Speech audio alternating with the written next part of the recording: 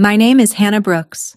I'm 29 years old, and 2 days before my wedding, my parents handed me an ultimatum in a church dressing room. Take my grandfather off the head table, or they would walk out of my rehearsal and out of my wedding.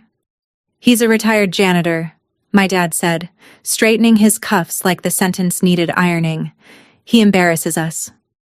That janitor packed my school lunches for 11 years.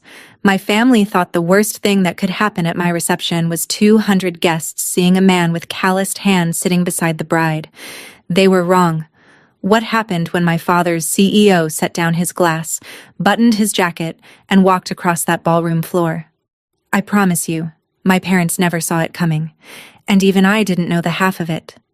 Welcome back to Calm Drama Stories, where family secrets come to light and quiet people finally get their say. Every week we share stories about standing your ground with the people who share your name. If you believe the ones who raised you deserve the seat of honor, you're in the right place. Drop a comment below and be sure to subscribe, because this story does not end where you think it does. I was 7 years old the summer my parents moved to Columbus. Dad had landed a job at Meridian Freight Systems, a trucking company with 12,000 employees and a glass tower he talked about like a cathedral. Mom went with him to sell houses to other people on their way up. I stayed in Dayton with Grandpa Walter because it was just for a year, sweetheart, until we're settled. 1 year became elementary school, then middle school, then my whole childhood. Grandpa's house smelled like floor wax and black coffee, and dinner hit the table at 6 sharp whether the world cooperated or not. He was the custodian at Garfield Elementary, the same school I attended, and every night when he locked those big front doors he said the same words, like a prayer with a mop handle in it. Leave every room better than you found it. He said it when I spilled paint in the art room and stayed to scrub it. He said it when I broke Mrs. Petty's window and spent a summer earning the glass. He said it so often I stopped hearing it, the way you stop hearing your own heartbeat. My parents drove down from Columbus every couple of months, and I'll be fair, they never missed a birthday. But their visits felt less like family and more like inspections. Dad reviewed my report cards the way he reviewed quarterly freight numbers, looking for the dip. And every time they left, my mother would pause on the porch and glance back at Grandpa's little house, the clean gutters, the straight fence, the flag by the door. The way she looked at a listing she couldn't move. I didn't have a word for that look when I was 9. I have one now. Here's what you need to know about my parents. My father, Richard Brooks, is 54, Vice President of Regional Operations at Meridian, and he irons his weekend shirts. My mother, Linda, is 52, a top-producing realtor in Columbus with a billboard on Route 23 and a laugh she saves for clients. They aren't cruel people. They're worse than cruel in a way that's harder to explain. They keep score. Love, in my parents' house, was a scoreboard. Grades were points. Colleges were points. Job titles were the playoffs. When I was 22, I called to tell them I'd passed the postal exam and gotten a route in Dayton. Benefits, a pension, a union, and work I could be proud of on a street where people knew my name. Dad went quiet for a long moment. Then he said, "And you're happy telling people that?" He didn't yell. He never yells. He just filed me somewhere lower on the board and moved on. Mom mailed me a blazer. For interviews someday. I wore it once, to a funeral. But the strangest thing, the thing I noticed for years without understanding it, was how my father treated Grandpa Walter. He didn't argue with him. He erased him. Company picnics, holiday parties, the year Dad made vice president and rented out half a steakhouse. Grandpa was never invited, not once, and Grandpa never said a word about it. I asked Dad about it exactly one time, at Thanksgiving, the year I turned 25. His face closed like a garage door coming down. Some worlds shouldn't mix, Hannah. That was the whole answer. It would be 4 more years before I understood what he was so afraid of. And by then, the invitations had my name on them. Ethan Cole proposed to me on my mail route, which tells you everything about him. He teaches 11th grade history. He laughs at his own jokes half a second too early. And one Tuesday in April, he was waiting at the last mailbox on Cedar Crest Drive, holding a little velvet box like it was a registered letter I had to sign for. I said yes before he finished the question. We wanted a simple wedding. Marigold Hall in Dayton, 200 guests if both families sprawled, my grandfather at the head table, and a honeymoon we could pay for in cash. Then came the engagement dinner in Columbus. Mom set the table with the good china that no one is actually allowed to enjoy, and after the salads, Dad slid an envelope across the tablecloth like a man closing a deal. Inside was a check for $30,000. So it's done properly, he said. Mom touched my wrist. Think of it as staging, honey. Weddings are listings. Presentation is everything. I want to be honest with you because it matters later. I hesitated. I'd been managing my parents my whole life, translating them for other people, smoothing their edges, and some tired part of me thought, take the check, keep the peace. You know how to handle them. So I said thank you. I said it would be a gift, not a vote. Dad smiled and agreed a little too quickly. And then, while Mom refilled the wine, he slid a second thing across the table. A leather folder, monogrammed, the kind he carries into board reviews. Just a few thoughts, he said, on the guest list. I opened it expecting names of cousins. What I found instead was an org chart with place settings. My father's guest list had 26 names on it, and I'd never shared a meal with any of them. Regional directors, 2 senior vice presidents, the head of logistics for the entire Midwest corridor, and at the top, underlined twice, Raymond Whitfield, Chief Executive Officer of Meridian Freight Systems. My wedding had become a business function between the appetizers and the cake. It took me a week of phone calls to understand why. Meridian's senior VP of operations had retired in March. The chair was still empty, and my father had spent 20 years positioning himself exactly one rung below it. A wedding was the one event where he could put a CEO, a country band, and his own last name in the same room and call it family. I did what I always did. I managed it. I gave up the band I wanted because Mom said fiddles read as county fair. I gave up my florist because Mom had a girl. I told myself each surrender was small, and that peace was worth more than centerpieces, and that I was keeping the important things. Ethan watched me negotiate away my own wedding one voicemail at a time, and finally said gently, "You keep calling it their event." I laughed it off. Then the seating chart arrived. Mom emailed it on a Sunday night, color-coded, professionally rendered, with Meridian executives fanned around the dance floor like a security detail. I found Ethan's parents at a side table. I found my college roommate by the restrooms. And then I found my grandfather, the man who taught me to ride a bike in a school parking lot, at table 14. Back corner, next to the kitchen door. Behind a pillar, where the photographs wouldn't reach. I called my mother before I'd finished scrolling. I kept my voice level, because level is the only voice that works on Linda Brooks. Grandpa raised me. He sits at the head table. Mom sighed the sigh she uses on buyers who want granite on a laminate budget. Sweetheart, the head table is for the wedding party and the hosts, and we are hosting. It's cleaner this way. Cleaner. I wrote the word down on the back of an envelope so I'd stop hearing it. When I drove over to Grandpa's that evening, he was oiling the hinges on his screen door, because in Walter Brooks's world, a squeak is a moral failing. I told him about table 14. I was ready to be angry for both of us. He just wiped his hands on the rag that lives in his back pocket and said, "I've sat in worse seats, kiddo. Don't burn down your family over a chair." That's the thing about my grandfather. 78 years old, and I had never once heard him fight for his own dignity. I used to think he didn't know how. It never occurred to me that a man might be so certain of something that he doesn't need other people to vote on it. Before I left, I noticed his good suit hanging on the closet door, fresh from the cleaners, with the brown shoes he polishes himself lined up underneath. Once a year, every year since I was a kid, Grandpa puts on that suit and goes to what he calls his pension meeting downtown. He was gone all afternoon that Thursday. He came home with a ballpoint pen in his shirt pocket, silver, engraved with a little compass rose. I remember thinking it looked expensive for a pension office. I didn't ask. If you want to understand my father, you have to go back to a cafeteria in 1984, and I only know about it because of my Aunt Carol. She's Dad's older sister, and over coffee that week, while she was trying to talk me into flexibility on the seating, she let the story slip. Richard was 12. Grandpa was the maintenance man at the old Harlan trucking depot back then, and everybody at school knew it, because a town that size knows everything.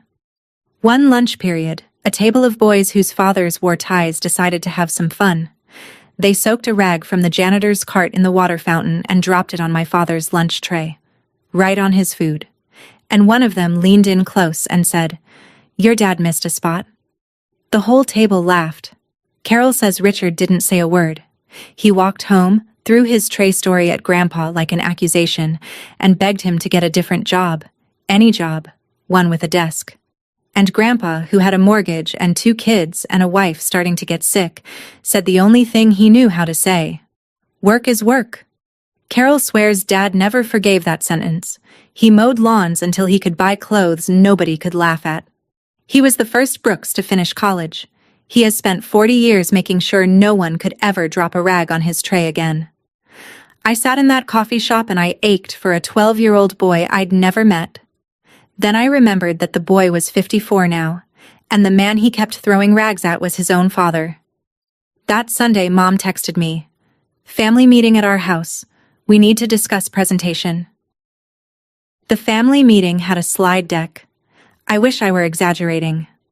I drove the 70 miles to Columbus and sat at my parents' kitchen island while my father clicked through a presentation titled Brooks, Cole Wedding, Run of Show. Meridian's little compass rose logo ghosted in the corner of every slide like a watermark. There was a timeline. There was a photo protocol, which mostly meant which backdrops Mom had approved. And then, second to last slide, in that clean corporate font, seating optics. Dad set down the clicker and talked to me the way he talks to underperforming terminals. Raymond Whitfield would be seated 14 feet from the head table, he said. Every director in the region would have a sightline to my chair. And 4 feet from the bride, he said, we will have a retired school janitor in a JCPenney suit. That's the story the company tells on Monday. That's the only story. I said Grandpa sits at the head table, and my voice didn't shake, which I was proud of, because my hands were another matter. Dad looked at me the way he looks at a number that won't reconcile.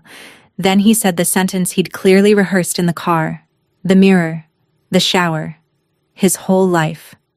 People remember the mop, Hannah, not the man. My mother studied her countertop. Quartz, by the way. She'd have mentioned it.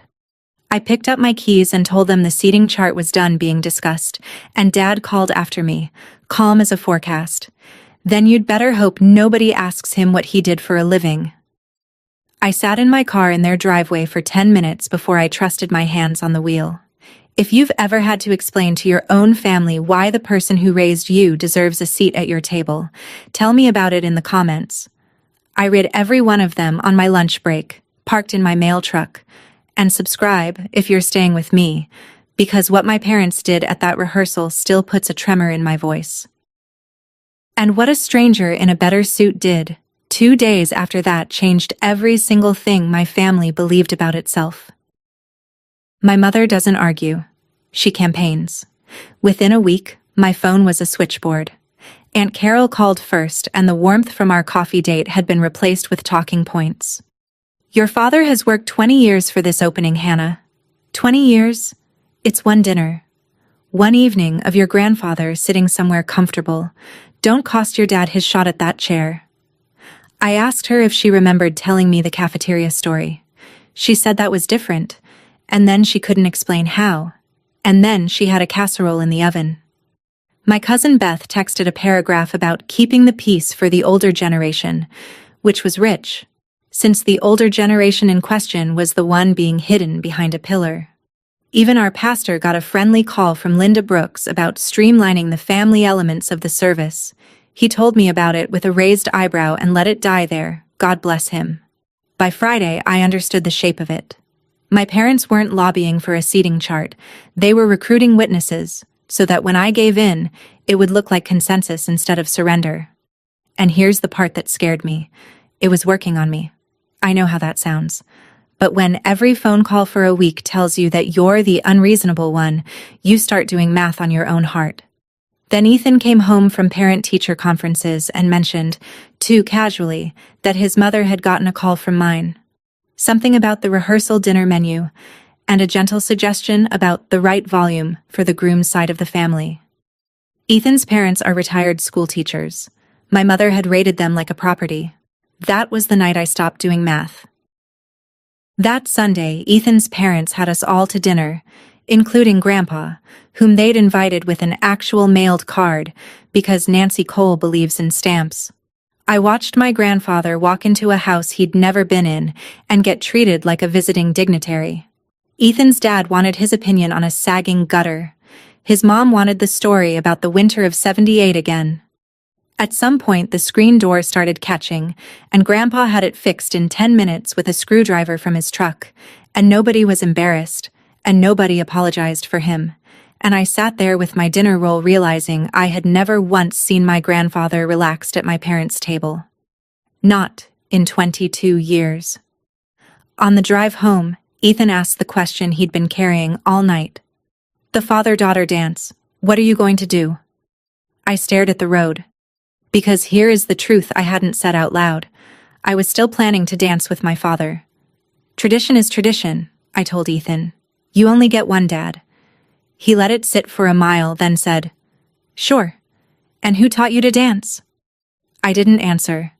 The answer was a kitchen in Dayton, a transistor radio, a 60-year-old man counting 1, 2, 3 while an 11-year-old stood on his shoe tops after her parents canceled another visit. I turned up the radio, and Ethan, who knows when a fact needs time to finish its work, let me have the silence.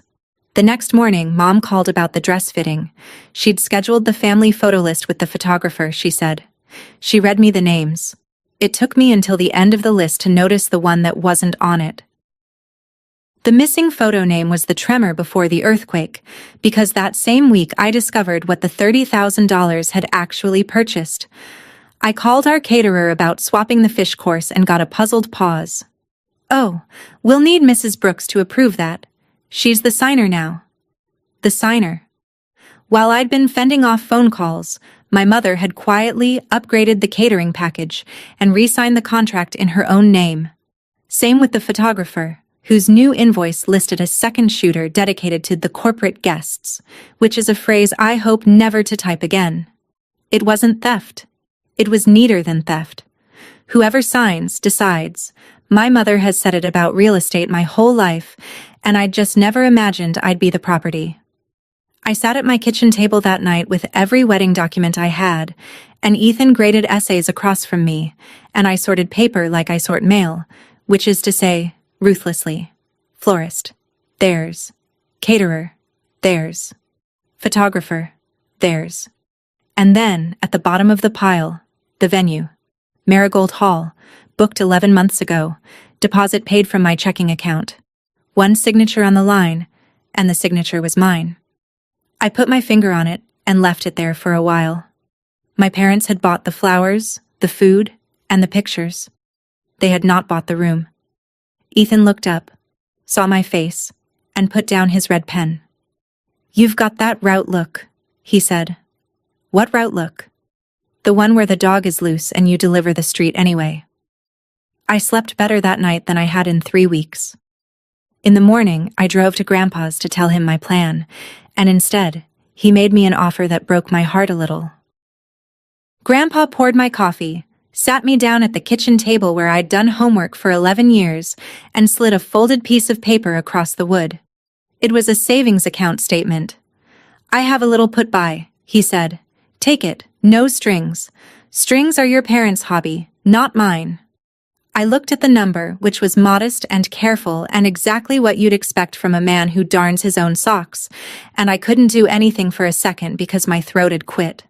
A man who worked 45 years was offering to empty the drawer for a party. I told him no. I told him his job was to wear his good suit, sit where I put him, and save me a dance if his knee allowed. He grumbled that his knee was fine, which it isn't. On my way out, I stopped where I always stop, at the crooked line of pictures in the hallway. Grandma Ruth in her Easter hat. My mail truck photo from the Dayton paper. And one I'd walked past 1,000 times without really looking. A young man who was unmistakably my grandfather, wiry and grinning, standing beside a truck cab with Harlan Trucking painted on the door. He wasn't holding a mop in the picture. He was holding a roll of paper, big sheets, curled like blueprints, and there was a pencil behind his ear. "Grandpa, what's this from?" He came and stood beside me with his coffee, and looked at it for longer than the question needed. "I kept their floors," he said at last, "and a few other things." Then he asked if I wanted pie, in the voice that means the subject is closed. I let it close.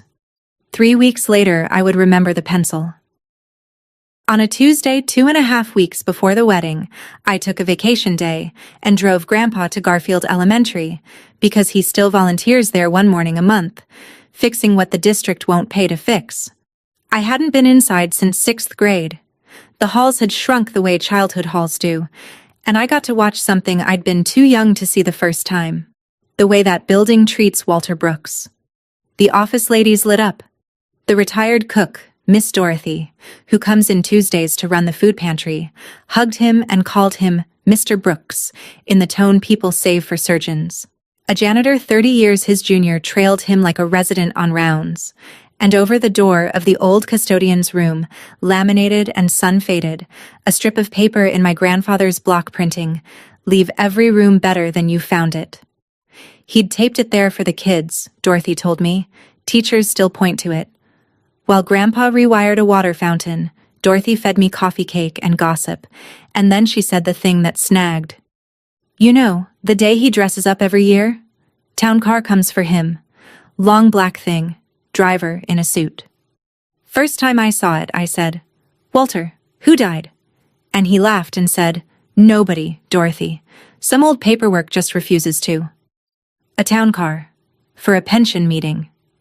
I chewed my coffee cake and filed it in the drawer where you put things that don't fit anywhere. Then I looked at the sign over the door again and made the decision I'd been circling for a week. It was time to give something back better than I'd found it. The next morning, I drove to Columbus with an envelope of my own. My parents' kitchen island is white quartz, $4,000, and I know that because Mom tells people. I set the envelope on it. Inside was their check for $30,000. Intact, undeposited, 3 months old, and 1 typed page. What I was canceling, the upgraded catering package, the corporate photo shooter, the florist with the fern wall. What I was keeping, Marigold Hall, whose contract had my name on it, and every promise I'd already made to people I loved. Dad read the page like a resignation letter. Mom read the check like a death certificate. "You can't afford this wedding," she said. And she wasn't wrong, and I told her the new wedding would be one I could afford, which was the point of weddings back when they worked. Nobody yelled. My family doesn't yell. We just adjust our forecasts. I drove the 70 miles home with the radio off, and my spine straight. And that night, I sat at my own kitchen table with a calligraphy pen I'd bought for $11, and I did the small thing that, looking back, was the whole war. I hand-lettered the place cards, all of them, and I saved his for last, brown ink, my best letters, and set it upright on the windowsill over the sink where I would see it every morning for the next 2 weeks. Walter Brooks, head table. It's a strange thing to arm yourself with cardstock, but every morning while the coffee brewed, that little tent of paper stood there like a fence post, and I'd read it once and go deliver the mail. Thursday, Dad's voicemail arrived. 11 seconds, flat as a shipping manifest. "You're embarrassing us in front of the most important people in my life." I replayed it 3 times. He never noticed what he'd just ranked. Here's what a wedding looks like when you hand back $30,000. The live band became a retired music teacher named Gloria, and the hall's old upright piano, tuned on a Saturday by a man who owed Grandpa a favor from 1998. The fern wall became garden roses from 3 backyards on my mail route, because when your customers hear your wedding lost its florist, ladies you've delivered to for 7 years start volunteering their gardens like it's the war effort. Miss Dorothy commandeered the catering gap for the cocktail hour, and the food pantry ladies baked like a denomination depended on it. Was I sad about any of it? I keep checking that pocket and finding it empty. My mother was sad enough for both of us.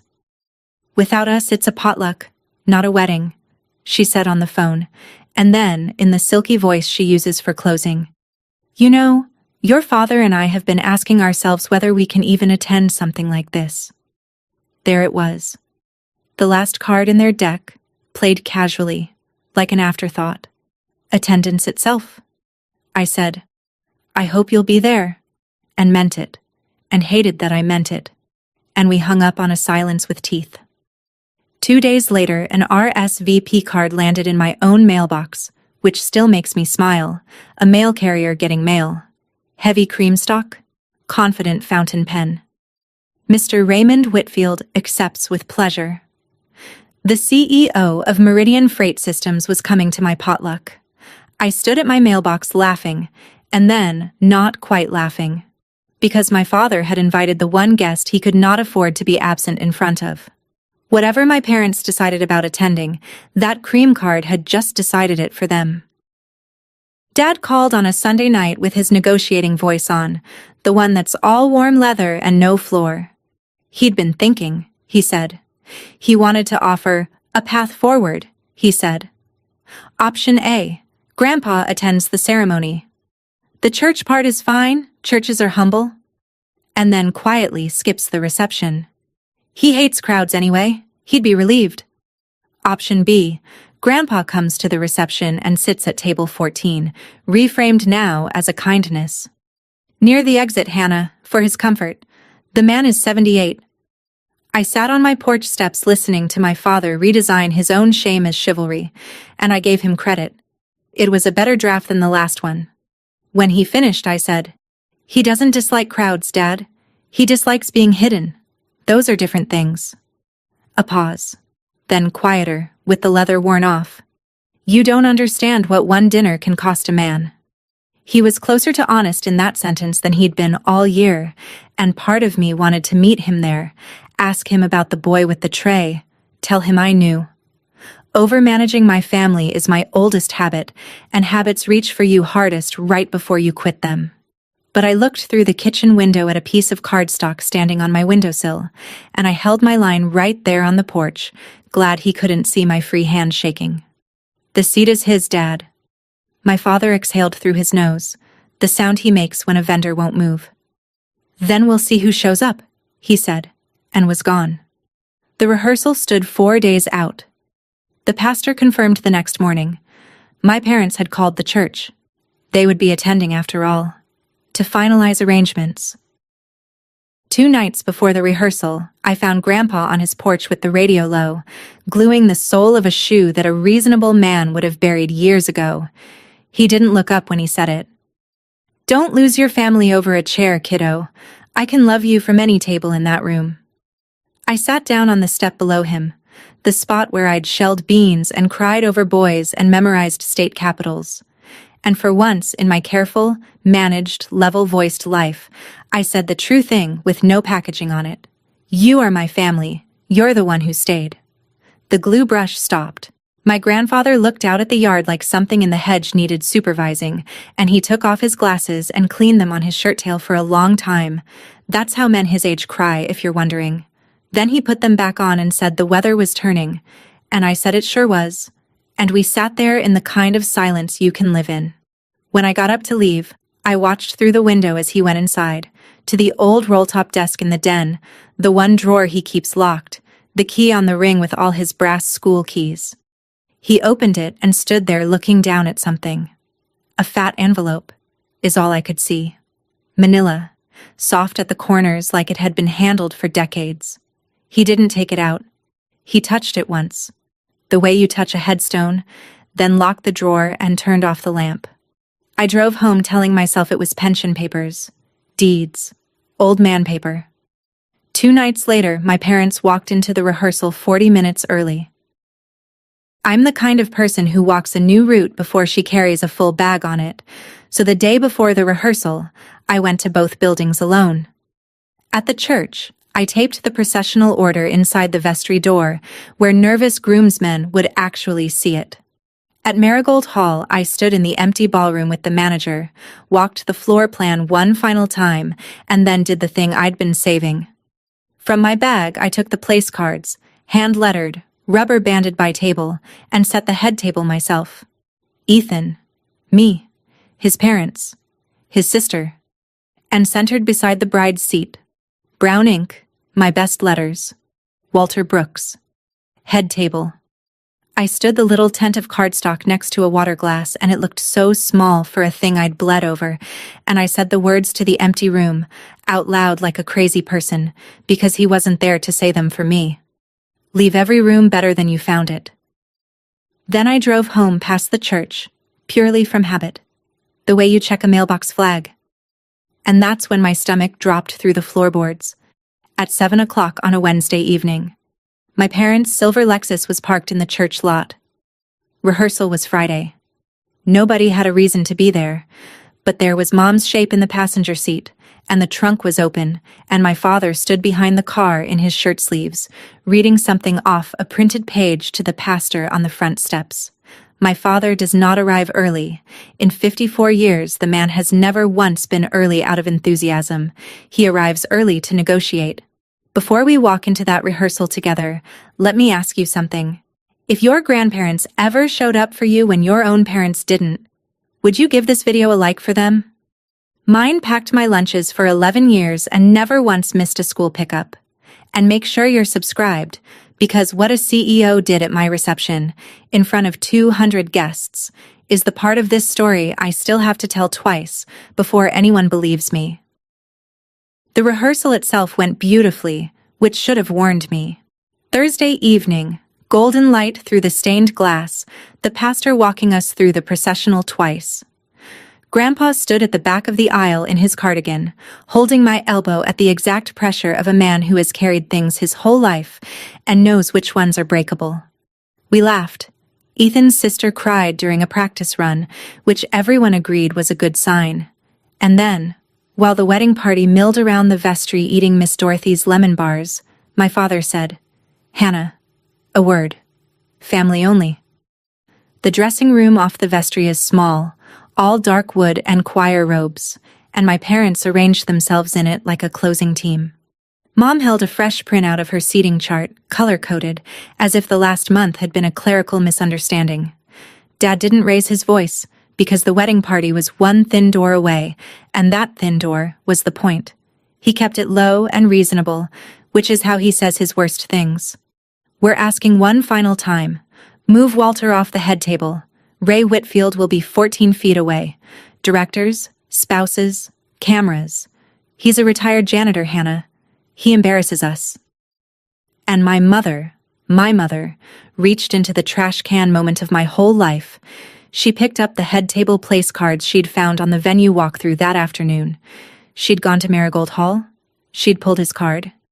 And she held up the little tent of brown ink. Walter Brooks. My $11 calligraphy. And she crumpled it. Not angrily. That's the thing I can't forget. She crumpled it the way you crumple junk mail. Absently, while saying, "We'll have it redone in the calligrapher's hand. It'll look intentional." The paper made almost no sound. And in the doorway behind them, holding 3 lemon bars on a napkin he'd brought for us to share, stood my grandfather. He'd heard all of it. I watched his spine straighten, one vertebra at a time, like a flag going up. Nobody spoke. Grandpa set the napkin of lemon bars down on the vestment table, gentle as a man diffusing something, and said, "I'll wait in the truck, kiddo." And it was the kiddo that did it. The steadiness of it. No wobble at all. A man reassuring his granddaughter while his son stood 10 feet away calling him an embarrassment through a door. Something in me went very quiet and very organized, the way it does at 4:30 in the morning when the mail is late and there's nothing to do but sort. I stepped past my father, picked the crumpled place card out of the trash, and smoothed it flat against my knee, crease by crease, taking my time, letting the room watch. Then I turned around. The seat is his. It's not on the table, Dad. He is the table. He's the only reason there's a family at this wedding at all. My father started to say something about perspective. I wasn't finished. If you walk out of this church tonight, that's yours to do. But then you come Saturday as guests. Regular guests. No run of show, no photo protocol, no seating optics. You tried to buy a better version of this family for $30,000, and when I handed the check back, you started spending relatives instead. The version you want isn't for sale. The dressing room door had drifted open. The wedding party stood frozen in the vestry with lemon bars halfway to their mouths, and I let them stand there, because my parents taught me that witnesses change behavior, and for once, the lesson was working for me. Mom recovered first. You're being dramatic. We'll revisit tomorrow. But Dad buttoned his suit jacket. One button, the tell of a man ending a meeting that has stopped going his way. Then enjoy your potluck, he said. They walked past the pastor, past the wedding party, past their own reflection in the sanctuary glass, and the big oak door swung shut behind them with a boom like a judge's gavel. Into the silence, our pastor cleared his throat. Kind and awkward as a country vet. So, who will be walking the bride? I want to be honest about what winning felt like that night. It felt like losing. There's no trophy for holding a line against your own parents. There's just a parking lot, and your fiancé's hand on your back, and a mail truck you sit in at 9 at night because it's the only place that's ever been 100% yours. Ethan didn't try to fix it. He just sat in the passenger seat where the parcels go, folded up like a giraffe, and held my hand while I shook. Then we drove to Grandpa's, because there was nowhere else the night could end. He'd left the porch light on. He always leaves the porch light on. He took one look at my face, went inside, and came back out with two things. A slice of pie I didn't ask for, and a small square of pressed cotton. White, edged in blue forget-me-nots. Grandma Ruth's handkerchief. Something borrowed, he said. She'd want it back eventually, so that's the borrowed part handled. I laughed, and it came out wet. And then my grandfather looked out at the dark yard and said the strangest thing, in the same voice he uses for weather. I wasn't always just the janitor, kiddo, but being the janitor was never the part to be ashamed of. Your dad got that exactly backwards. I asked him what he meant. The first part. The wasn't always part.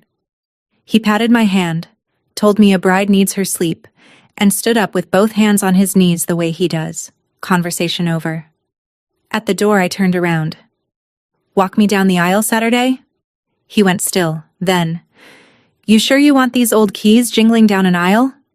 That's a yes, in Walter. I was home and nearly asleep when my phone lit the ceiling. Mom, 11:04 p.m. We will attend on Saturday. For appearances, we owe your father's company that much. We owe your father's company that much.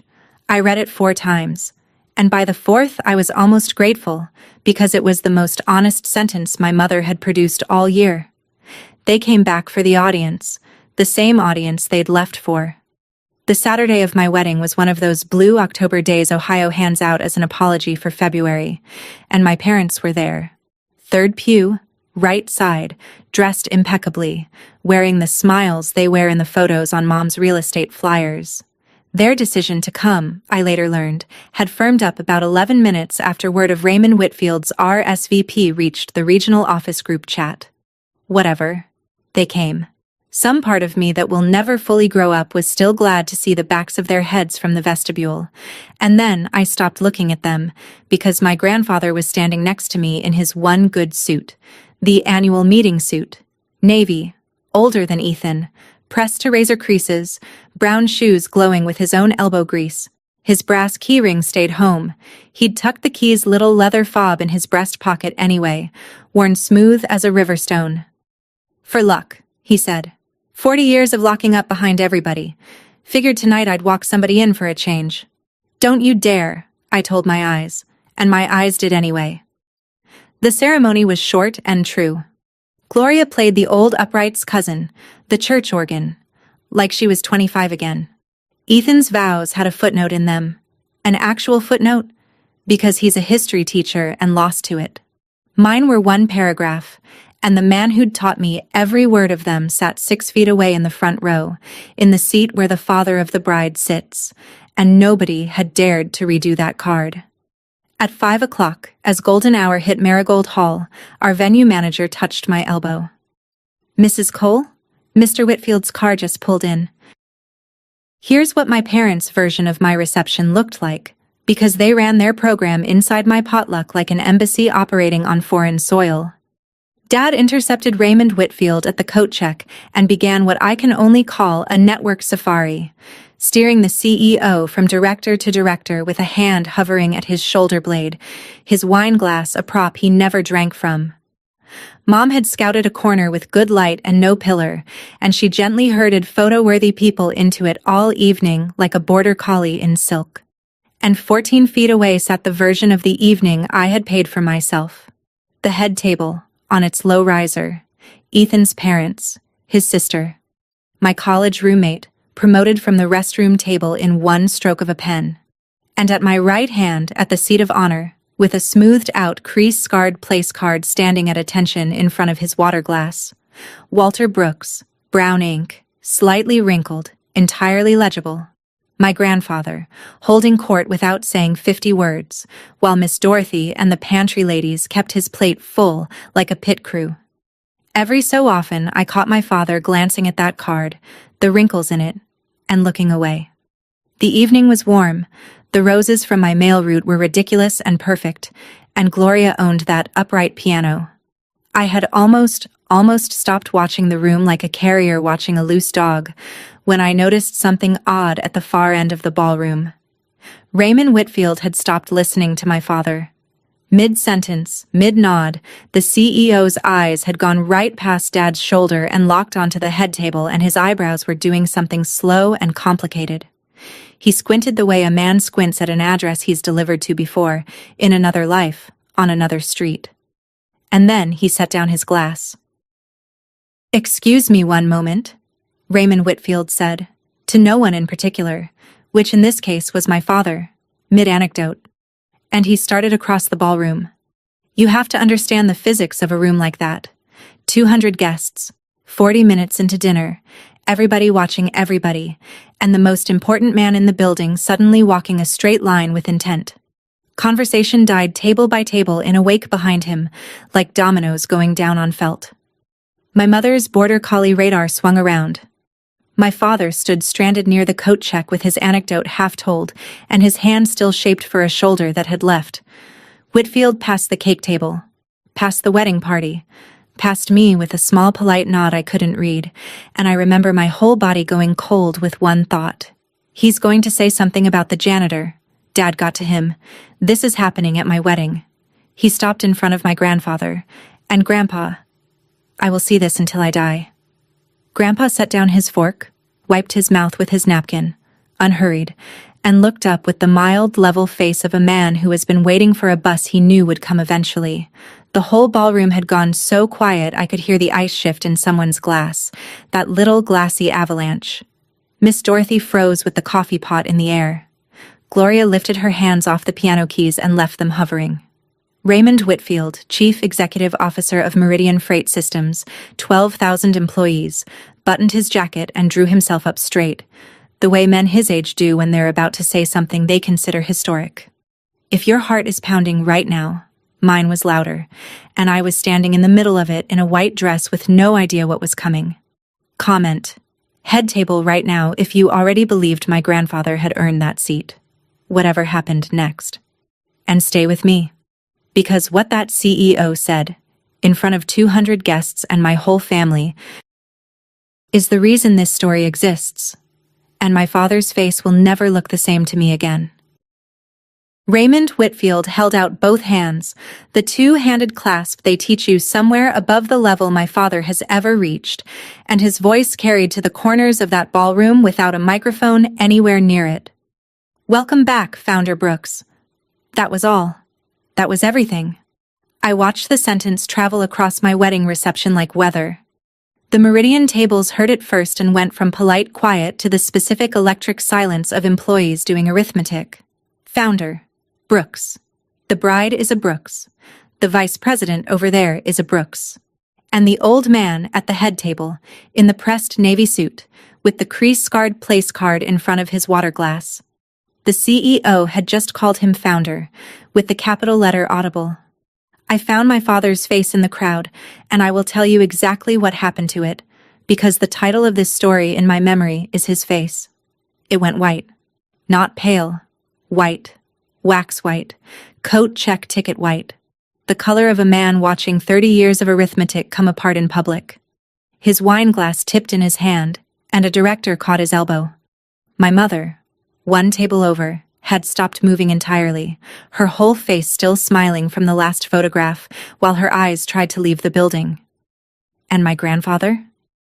My grandfather shook Raymond Whitfield's hand the way he shakes everyone's hand, once, firmly, like a latch closing, and said, "Raymond, you're interrupting the salad course."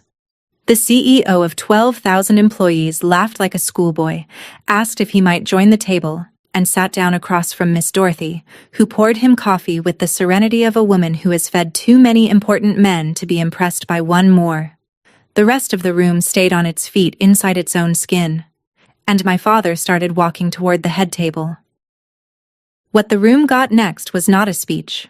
Raymond Whitfield stood with his coffee cup, asked the bride's permission with a little bow that made the pantry ladies coo, and gave my wedding 60 seconds of company history that exists in no brochure.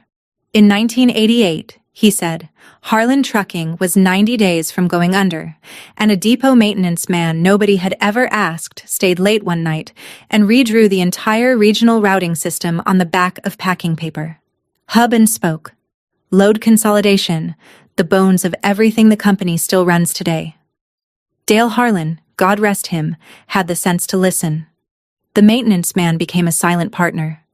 And in 1996, when the company reorganized as Meridian Freight Systems, that partner sold his operating stake back, kept his 40% through a holding company, took the title of chairman emeritus, and asked for exactly one thing in return: that his name stay out of it.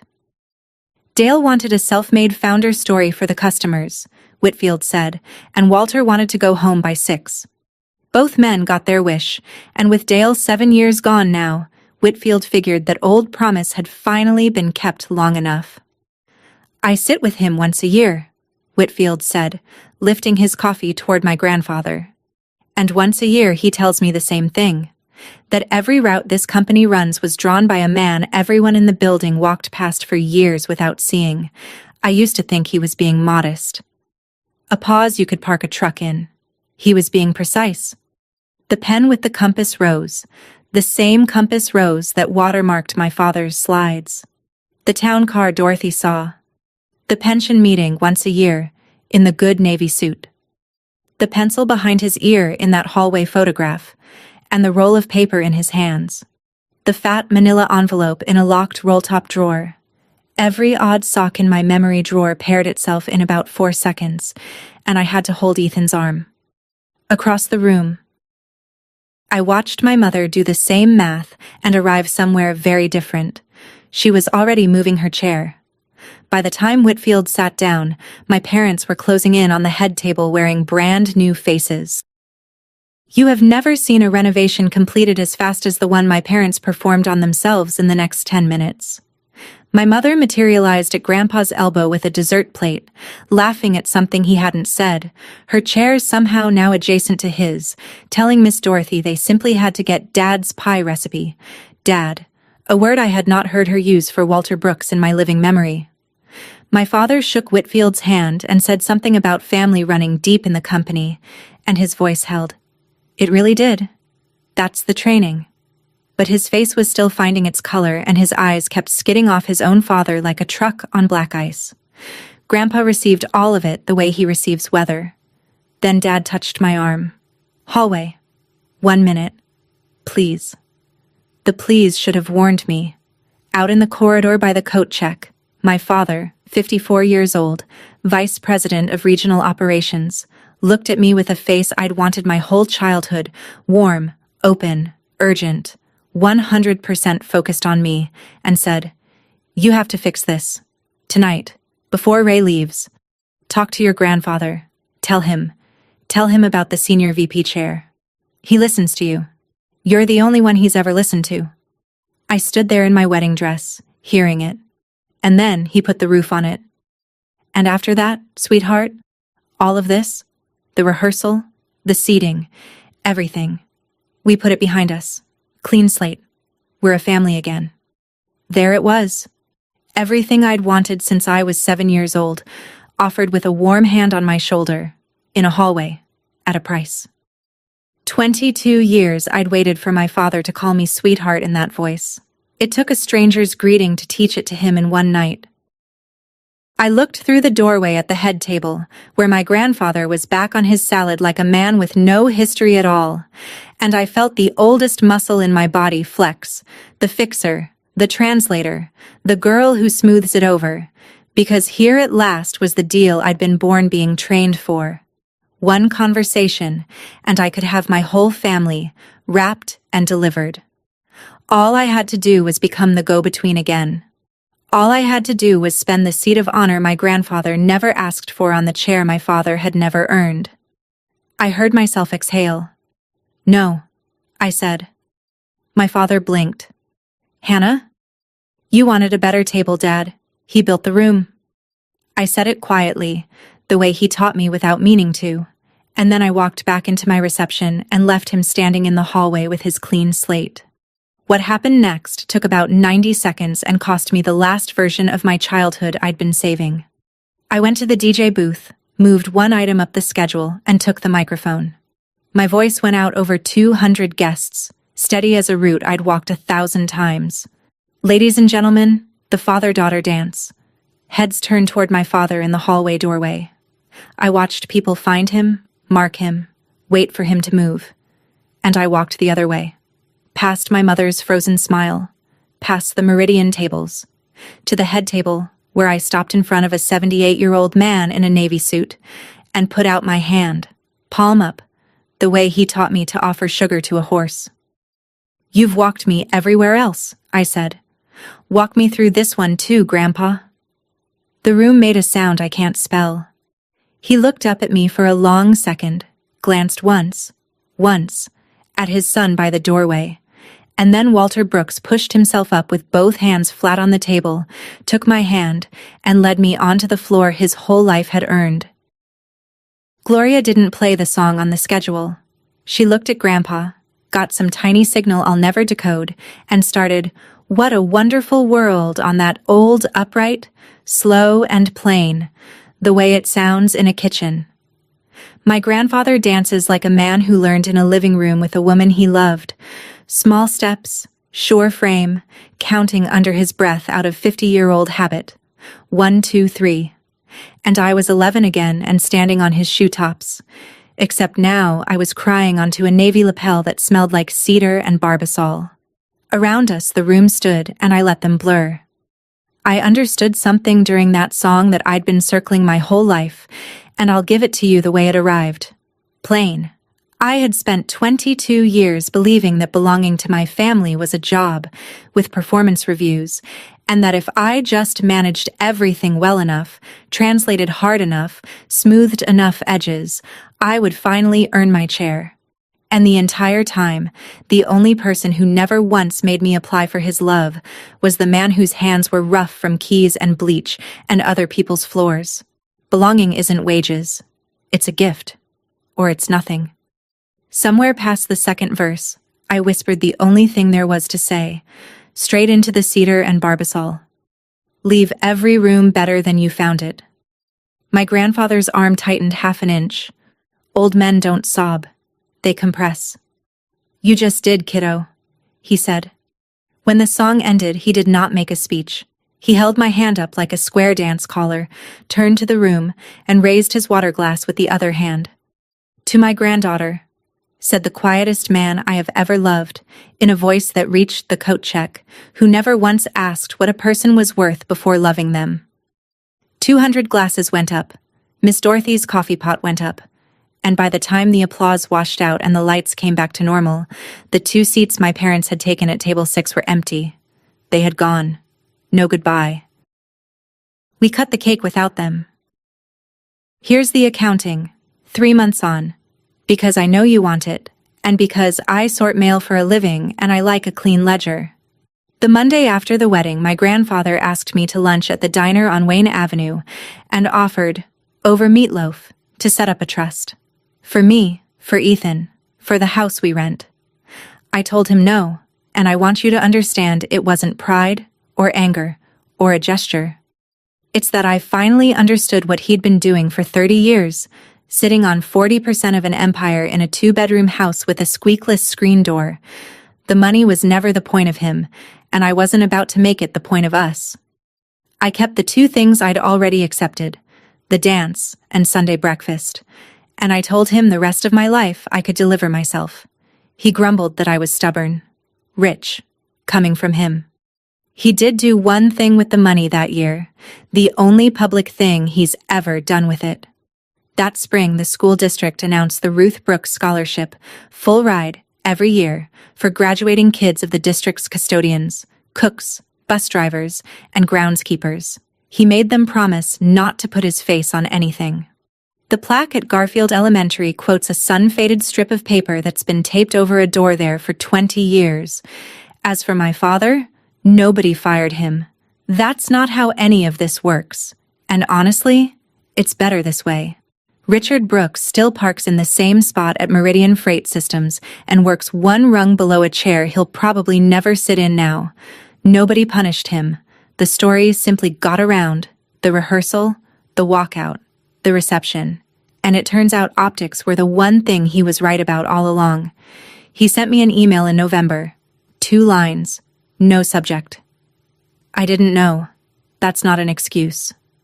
I've read it more times than I'll admit. I haven't answered it yet. And here's the thing my therapist and my grandfather agree on, which is a first. I don't owe it an answer on anyone's schedule but mine. The door isn't locked. It's just not my job to hold it open anymore, and it never was. My mother mailed us a crystal picture frame for Christmas, heavy, Austrian, the card signed Mom and Dad in her flawless open house cursive. I did use it. The photo I chose is the one Ethan's cousin took from the edge of the dance floor, an old man in a navy suit, mid-turn, laughing, and a bride on his arm looking up at him like the whole room was his. Because it was. It always had been. We still do Sunday breakfast, 7:30, his kitchen, my turn to bring the eggs. 2 weeks ago, I caught him at the sink afterward, washing my coffee mug before I'd even finished my coffee. Force of habit. And I told him the room was fine as I found it. He laughed until he had to sit down. On the windowsill above his sink, flattened under a jelly jar full of pens, there's a small rectangle of cardstock with a crease scar down the middle. Brown ink. My best letters. He kept it. My grandfather owned 40% of an empire for 30 years and never once used it to buy a person, and my father chased a title for 30 years and nearly sold one. So if you take anything from my wedding, take this. The seat of honor was never about what either man had, because dignity isn't the name on your office